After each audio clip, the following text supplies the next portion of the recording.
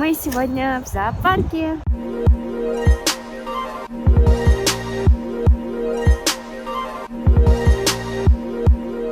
Была огромная очередь, но оказывается можно купить билеты за углом буквально в автомате, без очереди, очень быстро. Купили и прошли. Для взрослого стоимость билета 20 злотых. Есть также специальные тарифы, о них вы узнаете на сайте зоопарка. Ссылку я оставлю под видео. На входе стоит интерактивная карта. Можно нажать на кнопку и услышать, как называются животные на польском языке. Лахуры, викуня, сони африканские. Любители подводных обитателей найдут рыб разного цвета и размера в больших аквариумах. Рыбки-клоуны, как из мультика Немо, они живут в кораллах, у них есть мужские и женские половые органы. Мужские развиваются быстрее, поэтому больше все-таки остаются самцами, но они могут стать самками при необходимости. Очень интересно. Морские коньки живут в спокойной и прозрачной воде, и большую часть жизни они вот так медленно дрейфуют и кайфуют. А эта наглая птица обижала маленькую. Я искала ее название, но в интернете так и написано: серая птица с длинным клювом. В следующем павильоне нас ждали гориллы. Тут есть Викинг из Москвы, Азизи и Бвана. Обратите внимание на даты дня рождения. Интересно, они их празднуют? ДНК гориллы похожа на человека более чем на 95%, ну и внешнее сходство тоже есть. Как и мы, они могут ходить прямо на двух ногах, умеют издавать 22 разных звука, которые помогают им общаться между собой. Беременность у самок длится около 9 месяцев, и в среднем они живут до 50 лет. По ночам спят. Конечно, ловкости у них не занимать, вон они как быстро и резво забираются по лианам. Не сидят на месте. Мы встретили одного слона. Это ближайший родственник ныне вымерших мамонтов. Он такой большой, его сердце может весить 25-30 килограмм. У них удивительно хорошая память. Известны случаи, когда слоны мстили обидчикам спустя много лет. Добро слоны тоже помнят. Он такой спокойный, стоит, копает своим хоботком что-то. И, кстати, у него хобот может вместить до 9 литров жидкости. Мой польский пока не очень, поэтому я поняла, что тут написано: стоимость бивня может достигать несколько миллиардов долларов.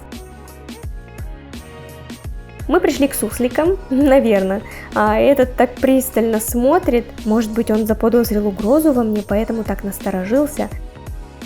Очень милые существа, у них так атмосферно. Тут корзинки с травой и всякие пеньки, куда они взбираются.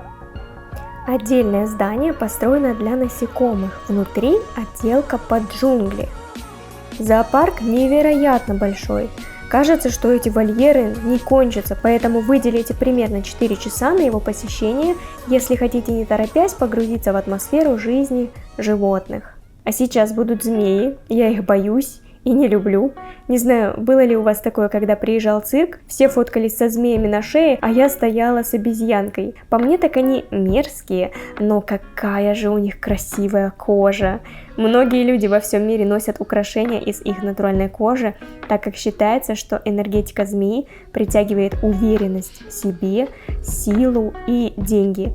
Выглядит, конечно, она роскошно, тут не поспоришь. Напишите, хотели бы вы себе что-нибудь из кожи, какую-нибудь сумочку или, может быть, ремешок, или даже куртку. Очень любопытно. Соблазнитесь ли вы на такое? Неподалеку отдыхает крокодил.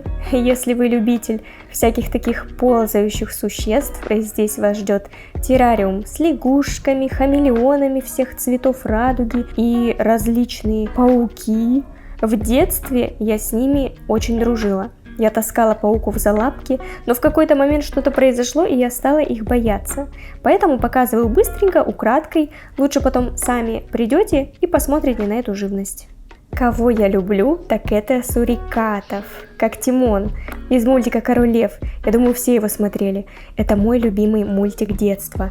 Именно тот, старый, а не который пересняли с графикой в 2019 году. Животные там, по моему мнению, получились просто отвратительные. Они какие-то не похожи на реальных животных. Слишком много графики, по-моему.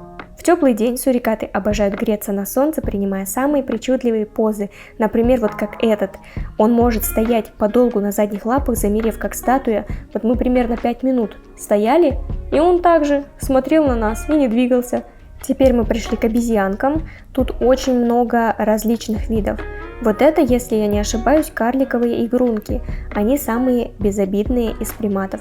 Есть тут еще какие-то пушистые обезьянки. Посмотрите, какая у них шерстка, прям такая длинная и так лоснится. Видимо, они за ней хорошо ухаживают, облизывают ее, наверное, раз она так блестит. Жирафы просто удивительные. Треть роста составляет шея.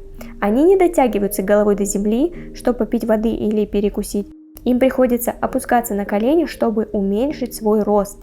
Поэтому для удобства им подвешивают траву. Они стягивают ее языком. Вы можете увидеть, что он черного цвета и длиной до 50 сантиметров. Хоть и выглядят одинаковыми, на самом деле они разные. У них расположение пятен неповторимо, как будто бы отпечатки на наших пальцах. И чем пятна темнее, тем животное старше. Мы не сразу заметили здесь бегемота, он долгое время скрывался под водой. Вообще они могут задерживать дыхание на срок до 5 минут, погружаясь под воду. Несмотря на то, что большую часть жизни бегемоты проводят в воде, они питаются только той растительностью, которая растет на суше, а вот водные растения они не едят. Оказалось, что здесь целых 2 бегемота. Видите, как он задержал дыхание? Мы даже не подозревали, что он там есть. У них такая плотная кожа, жестче, чем у слона. Кстати, верблюды очень метко плюются и пинаются ногами, причем во все 4 стороны, в отличие от лошадей. Только жалко, что это никак ему не поможет прогнать эту нахальную птицу. Жопу обдирают птицы. Смотри. У него уже лысая. Смотри. Они его ощипывают. Кошмар.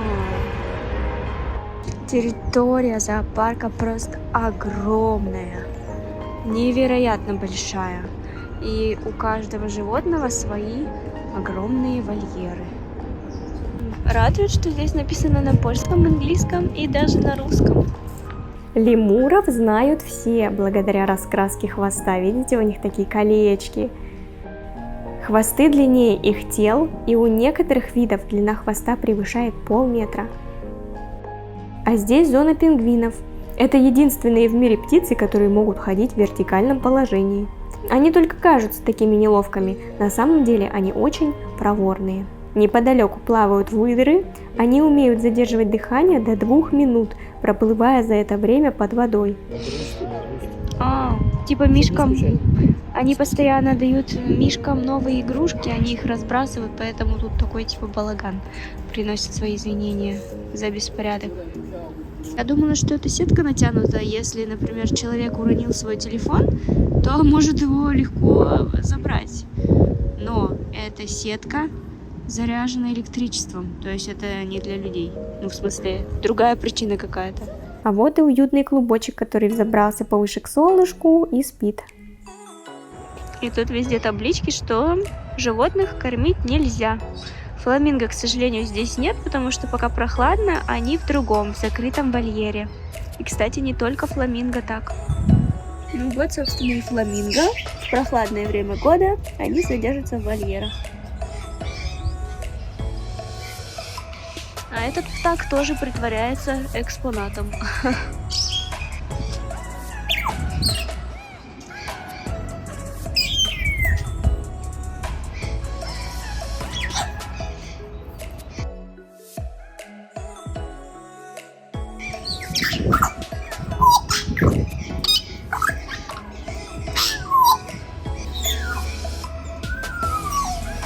Это мой второй раз в зоопарке. Первый раз я была в Нью-Йорке, и, получается, второй раз в Варшаве. Я не была ни в Екатеринбурге, ни в Челябинске, пока там жила, потому что видела на фотографиях, что условия содержания животных очень печальные. Поэтому я целенаправленно туда не ходила. Он тебе отвечает. Ага. Говорун. Какой хороший. Интересно, он умеет что-то говорить? Привет. День добрый. Так как ты польский попугай, ты, наверное, знаешь на польском что-то. Этот зоопарк я смело рекомендую к посещению, так как он огромный, скорее всего вы здесь проведете такое длительное время. Не переживайте, здесь есть и кафе, где можно перекусить, также туалеты, так что ваша экскурсия пройдет с комфортом. Обязательно оставьте лайк и комментарий, были ли вы в зоопарке и вообще как вы к ним относитесь и хотели бы попасть в этот зоопарк.